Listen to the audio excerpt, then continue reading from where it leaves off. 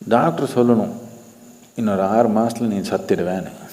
உங்களுக்கு எல்லாம் அப்படி ஒரு ப்ரிஸ்கிரிப்ஷன் கொடுத்துடணும். யாருனால உண்மை இல்லைனால கொடுத்துட்டா, அப்போது ஐயோ நாளைக்கு சத்திடுவேனான்னு வந்துச்சுன்னா அப்போ கொஞ்சம் விழிப்புணர்வு வந்துடும்.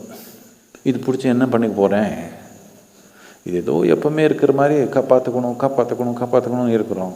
எப்படியும் சத்திடுவேன் இன்னொரு 6 மாதத்துலன்னு எழுதி கொடுத்துட்டா உங்களுக்கு அப்போ கொஞ்சம் என்ன இருக்குது, கொஞ்சம்